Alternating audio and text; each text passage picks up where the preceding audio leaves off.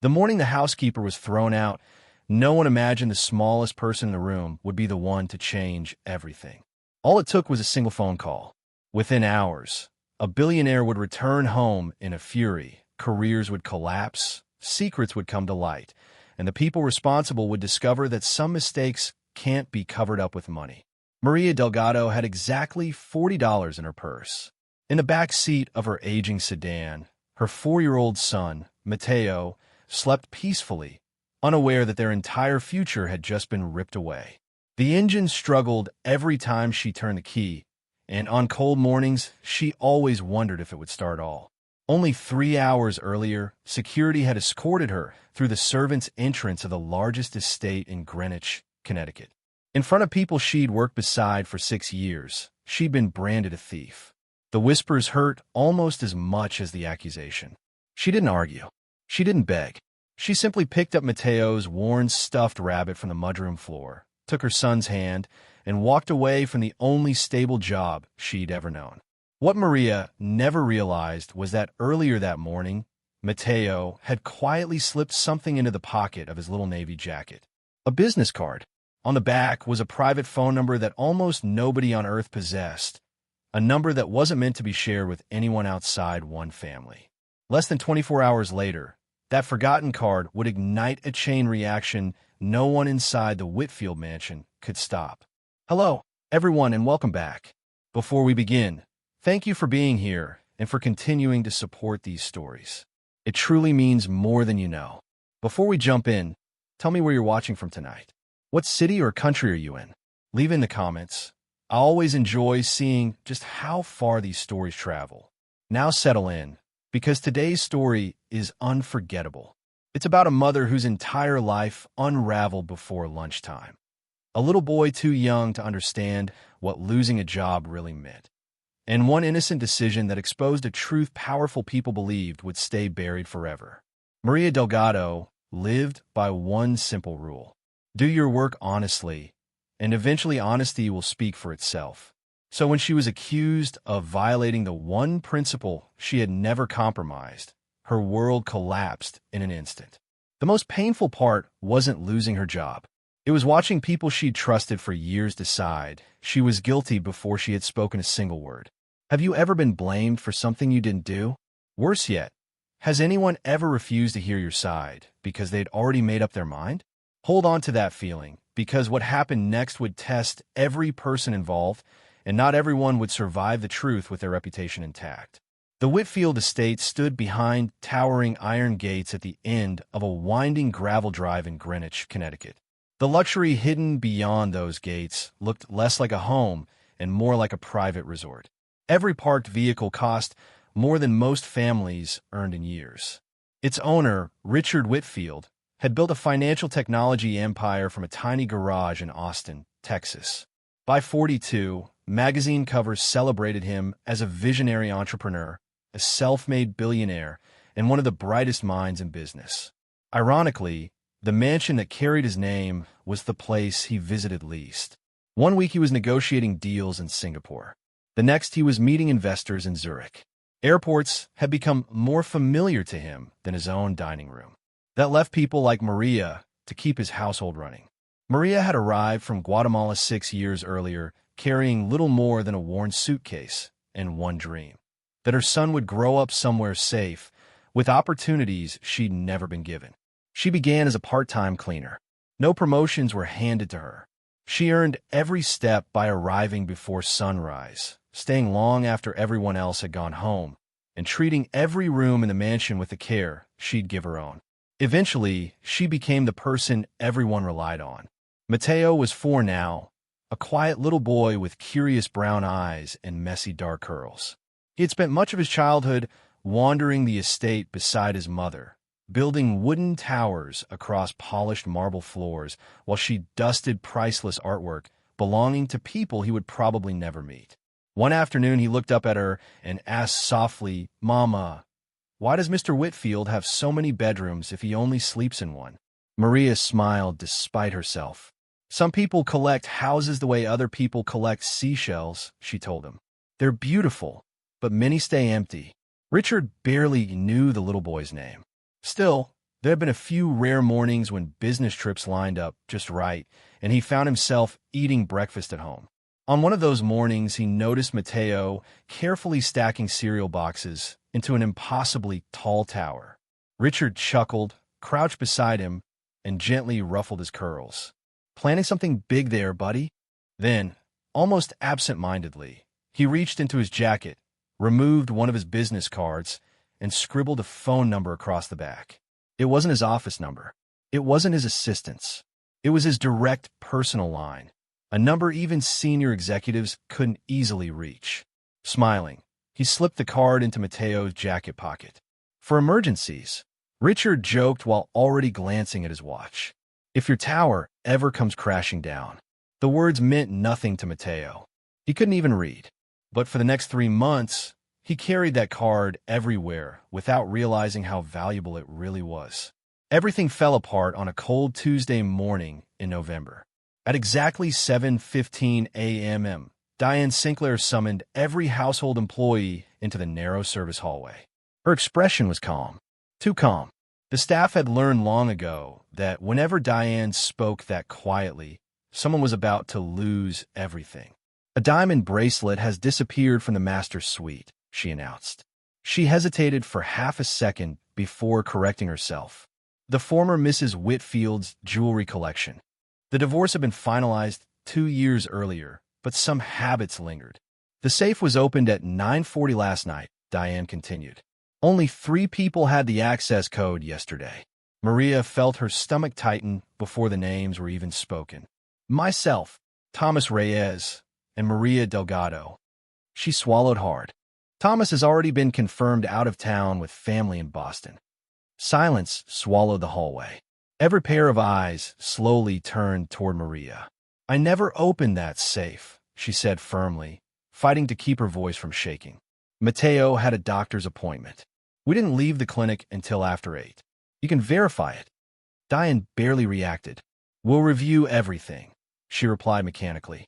"But until then, company policy requires immediate suspension without pay." The words echoed in Maria's ears. "Diane, I worked here for 6 years.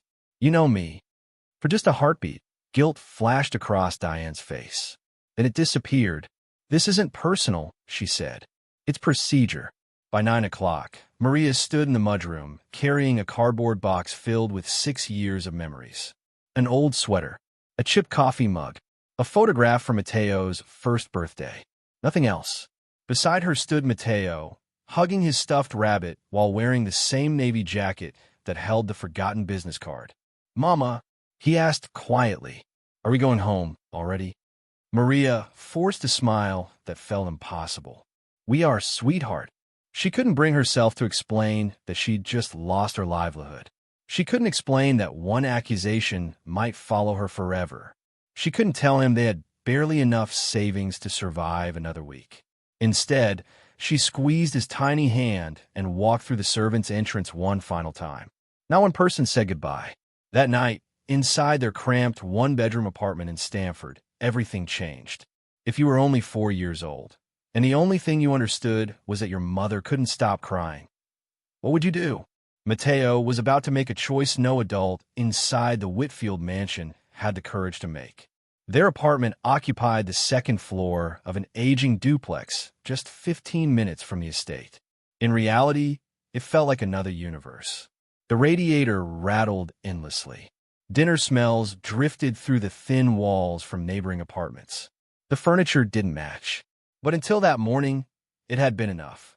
Long after Mateo appeared to fall asleep, Maria remained alone at the tiny kitchen table.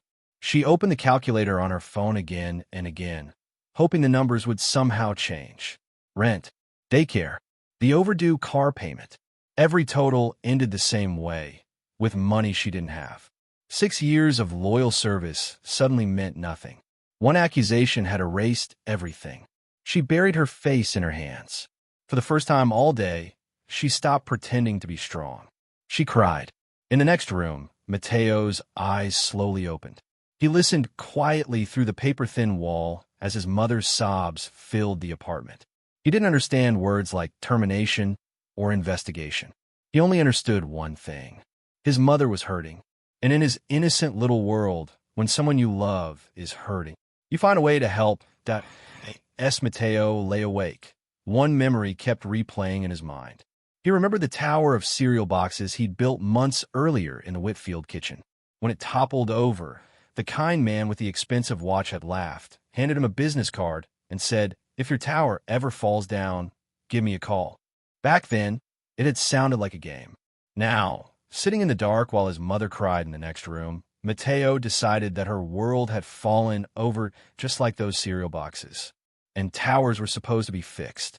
Quietly, he climbed out of bed. He searched through the small pile of clothes on the chair until he found his navy jacket. Reaching into the inside pocket, he pulled out the slightly bent business card that had been hiding there for nearly 3 months. He couldn't read the name, but he recognized the numbers. Maria had spent months teaching him to count by letting him press the buttons on their old microwave, and somehow those numbers had stayed in his memory.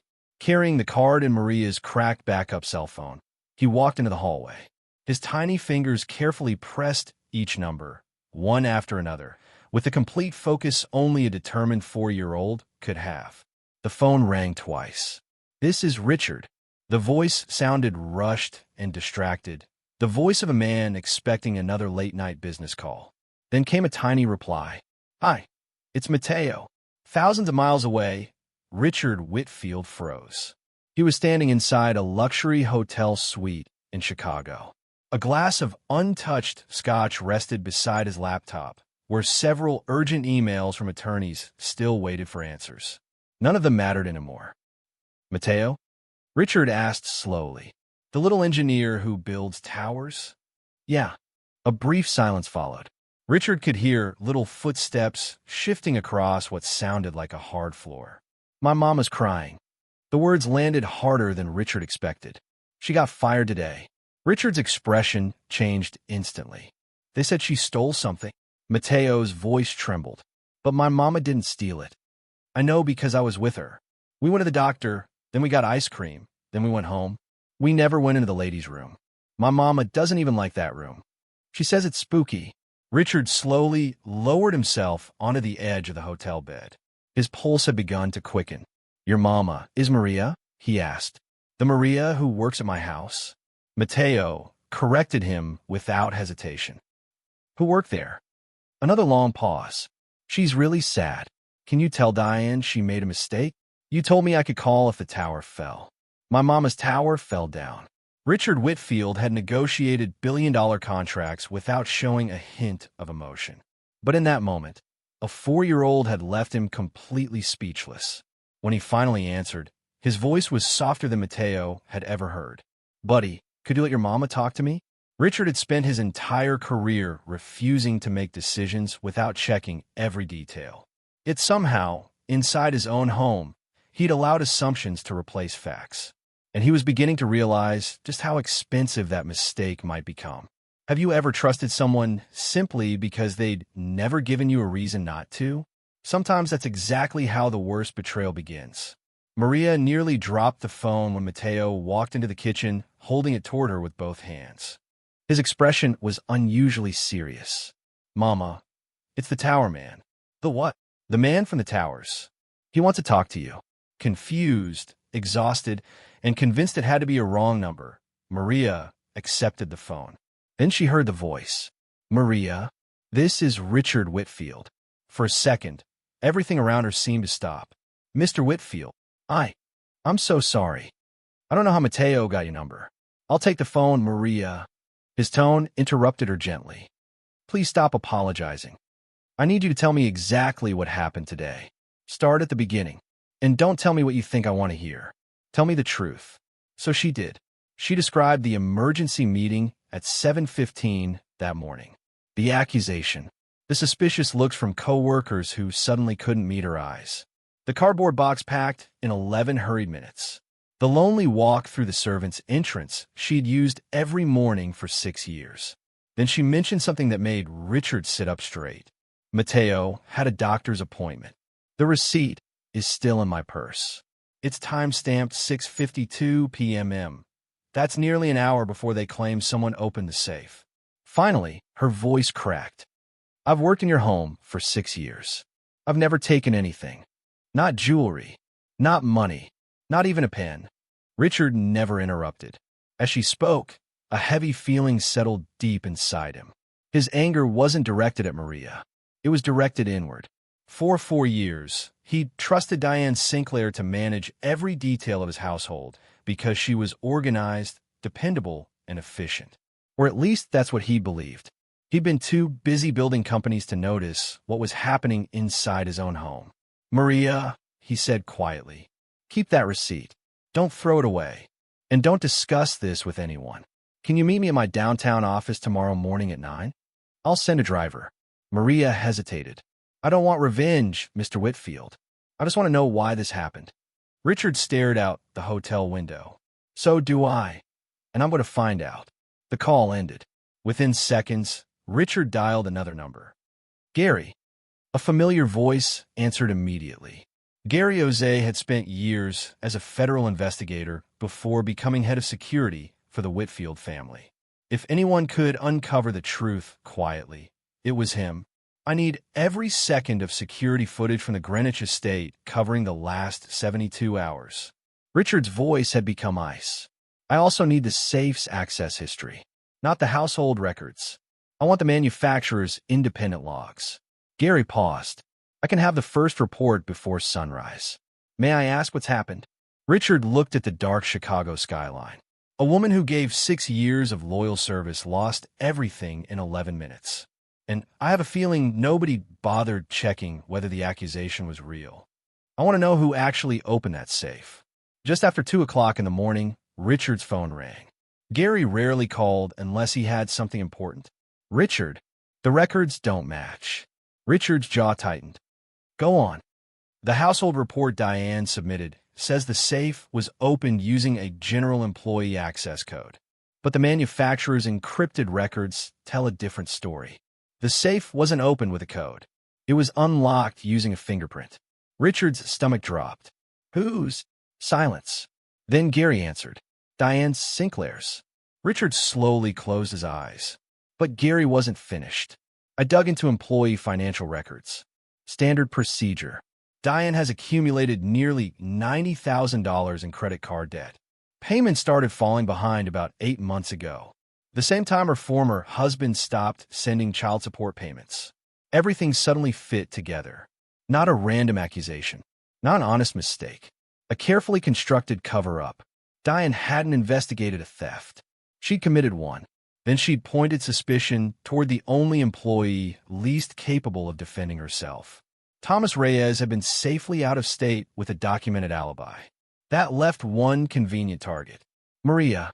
Richard's voice barely rose above a whisper. "She didn't just steal from me. She destroyed an innocent woman's future. And I allowed it to happen because I stopped paying attention." The following morning, Richard Whitfield returned to his estate for the first time in 6 weeks. This wasn't another business visit. There were no investors waiting. No contract to sign. This time, he was coming home to confront the people who had turned his house into a place where lies mattered more than truth. And he had a growing suspicion that Diane wasn't the only person hiding something. Meanwhile, Maria arrived at Richard's downtown office exactly at 9 o'clock. Mateo's small hand remained tightly wrapped around hers. She expected security guards to stop them before they reached the elevator. Instead, an assistant greeted them warmly and escorted them directly into a spacious glass conference room. Richard was already waiting. His shirt was wrinkled from the overnight flight back from Chicago. The exhaustion showed on his face, but so did determination. "Mrs. Delgado, thank you for coming." Then he smiled at Mateo and crouched to meet him at eye level. "And thank you, young man. That phone call about the tower may have been the most important call anyone has made to me all year." Mateo looked up seriously. "Did you fix Mama's tower?" Richard smiled sadly. "Not yet, but I promise you, I'm going to." Straightening up, Richard placed several folders on the conference table. Inside were the security reports, fingerprint records, and financial documents. Everything he'd uncovered overnight. And before the morning was over, Maria would learn that the missing bracelet was only the beginning of a much bigger deception. Maria sat completely still. One hand covered her mouth as the weight of everything finally caught up with her. For 6 years, she had carried herself with quiet strength, refusing to complain, refusing to break. Now that strength gave way to pure disbelief. She looked right at me. Maria whispered, her voice trembling. She knew I hadn't done anything, and she still let everyone believe I was a thief. Richard lowered his eyes for a moment. I know. His answer was quiet. And I won't insult you by pretending an apology is enough. It isn't, but I'm going to make this right. However long it takes. At exactly 11 o'clock that morning, Richard Whitfield stepped through the front entrance of his Greenwich estate for the first time in more than 6 weeks. Walking beside him was Gary O'Shea, carrying a thick folder filled with security reports, fingerprint records, financial documents, and evidence that could no longer be ignored. Richard immediately ordered every employee to gather in the same service hallway where Maria's career had been destroyed less than 24 hours earlier. The atmosphere was painfully familiar. Only this time, the balance of power had changed. Diane Sinclair entered expecting nothing more than another routine discussion about household operations and quarterly expenses. Instead, she found Richard standing silently with folded arms and an expression she had never seen before. There was no warmth, no impatience, only disappointment. Diane, Richard began evenly. I'd like you to explain exactly what happened with the missing bracelet. Without hesitation, she repeated the same carefully rehearsed story. The missing jewelry, the 3 authorized employees, the process of elimination. She spoke confidently, believing the narrative was still intact. Richard listened without interrupting. When she finished, he calmly opened Gary's folder. That's interesting. He placed a document on the table between them, because the manufacturer's encrypted security log tells a very different story. Her confident expression faltered. It confirms the safe was opened at 9:40 p.m., but it wasn't unlocked with an employee access code. It was opened with a fingerprint. The room fell silent. Richard held her gaze. Would you care to guess whose fingerprint was recorded? For the first time, the color drained completely from Diane's face. I can explain. Richard's voice remained controlled. Ironically, that calmness made every word cut even deeper. You framed an innocent woman. You destroyed her reputation. You watched her leave this house, carrying a cardboard box while her little boy stood beside her. And you knew she had done nothing wrong. His jaw tightened. Do you have any idea what that cost her? The composure Diane had spent years perfecting finally cracked. Richard, please. I have 2 children. I was overwhelmed. I was desperate. It was one terrible mistake. I panicked. Richard slowly shook his head. No. Maria devoted 6 years of honest work to this family. The moment you needed someone to blame, you chose the person least able to defend herself. That wasn't panic.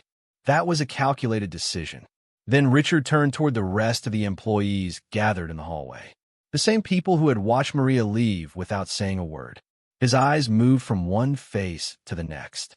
I have another question. Yesterday, 6 people stood here while an innocent woman lost everything. Not one of you called me. Not one of you challenged what was happening. Why? No one answered. The silence became almost unbearable.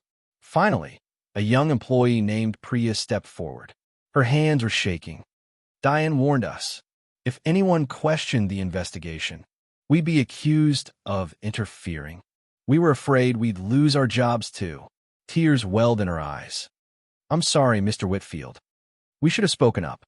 Richard looked around the hallway slowly. For years he had believed his household operated efficiently because capable people were in charge. Now he realized something far more disturbing. Fear, not loyalty, had been running his home. And while it happened, he'd been on airplanes, in boardrooms, and chasing business deals, never once asking what kind of culture existed behind his own front door. He turned back toward Diane. Your employment ends today. Effective immediately. My legal team will contact you regarding everything else that follows. He paused before addressing everyone else. Anyone who knowingly helped falsify records will also be dismissed. He looked around once more. As for those who remained silent because they were afraid, I understand fear, but this house will never be governed by it again. The investigation continued throughout the afternoon. One by one, more truths surfaced. A household accountant admitted to quietly altering expense reports to conceal missing funds. Two additional employees confessed they had known the fingerprint evidence contradicted Diane's version of events, but had remained silent to protect their own positions. By sunset, 5 employees had been dismissed. The household Richard believed he understood had been built on deception for years. Justice had finally arrived. Yet Richard couldn't shake one painful realization. Removing 5 dishonest employees didn't erase what had been done to Maria. And none of it would have been uncovered without the courage of a little boy who believed a promise about a fallen tower should actually mean something.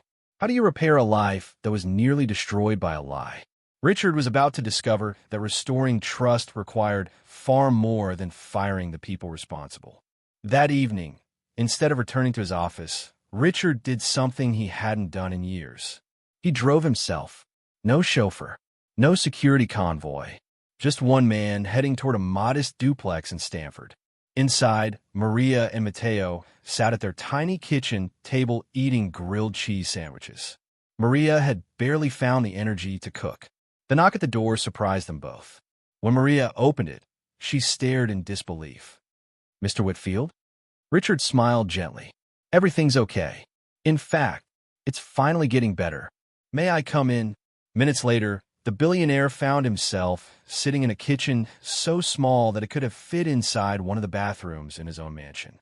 Yet somehow, it felt warmer than any room he'd walked through in years. He explained everything.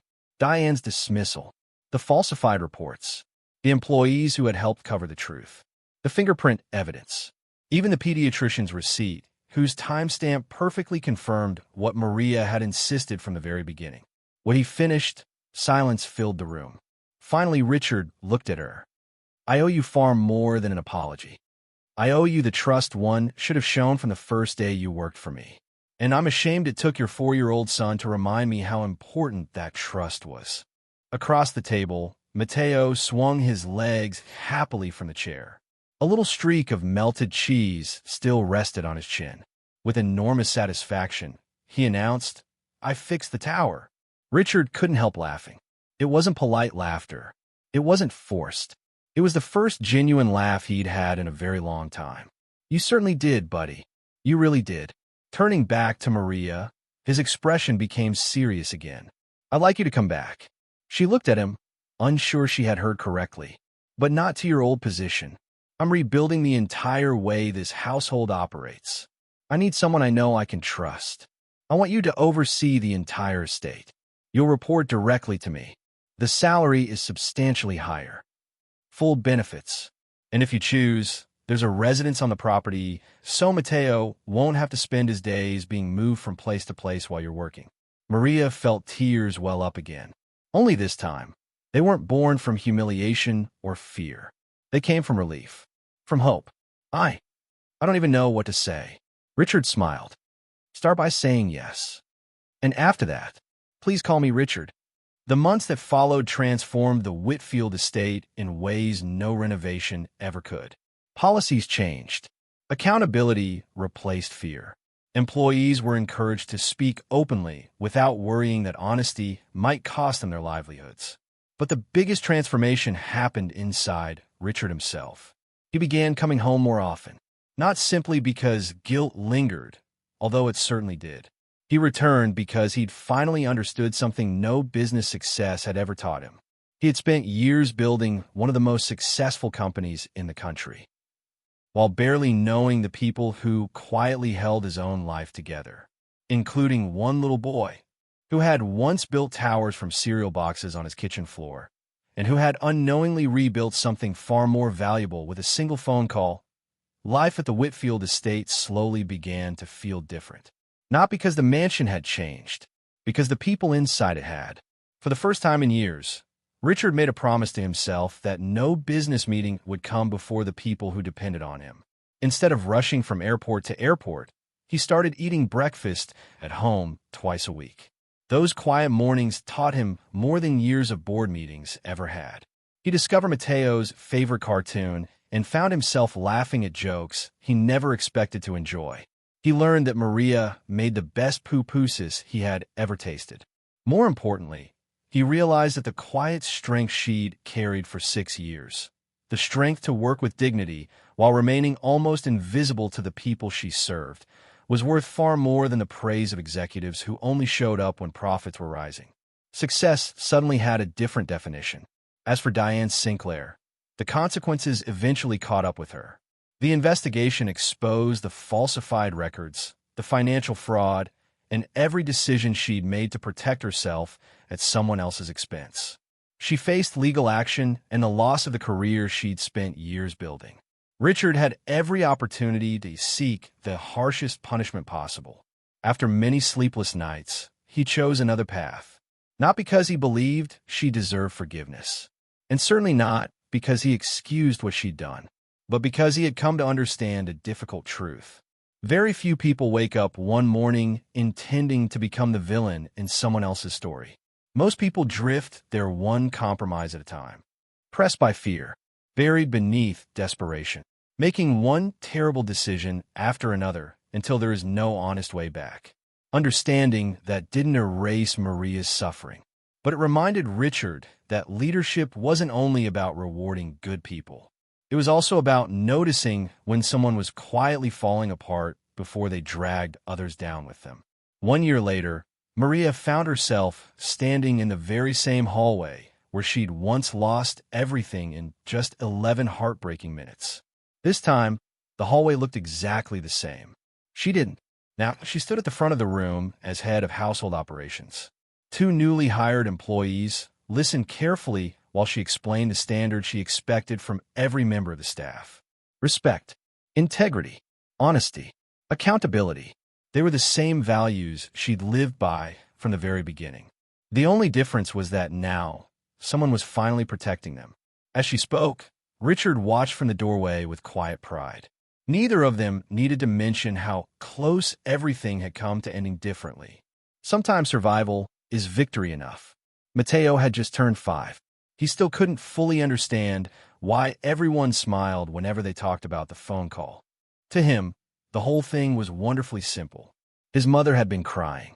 A kind man had once told him to call if the tower ever fell. So, he called. That was all. But to Maria, and eventually to Richard, that little moment became something far greater than either of them could have imagined. It became proof that truth doesn't always arrive through investigations, expensive lawyers, or powerful executives. Sometimes, it comes from the smallest voice in the room, a child too young to understand consequences, yet somehow old enough to understand love. Richard learned a lesson no business school had ever taught him. Trust without accountability isn't generosity. It's negligence.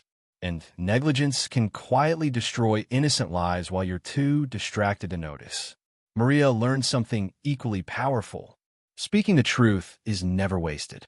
Even when no one believes you, even when every door seems closed, the truth has a remarkable way of finding the light. And somewhere inside a home that had once been ruled by fear, silence, and unquestioned authority, a little boy discovered perhaps the greatest lesson of all. When someone you love is hurting, you don't always wait for someone else to rescue them. Sometimes, you pick up the phone yourself. And sometimes, that single act of courage changes far more lives than you could ever imagine. If this story stayed with you, I'd truly appreciate your support. Give this video a like. It helps us continue bringing heartfelt stories like Maria and Mateo's to more people. If you're new to the channel, don't forget to subscribe so you won't miss the next story. There are many more powerful journeys ahead, and we'd love to have you with us. Before you go, I'd love to hear your thoughts. What would you have done if you were in Maria's position? And do you think Richard truly kept the promise he made about fixing the fallen tower? Share your answer in the comments below.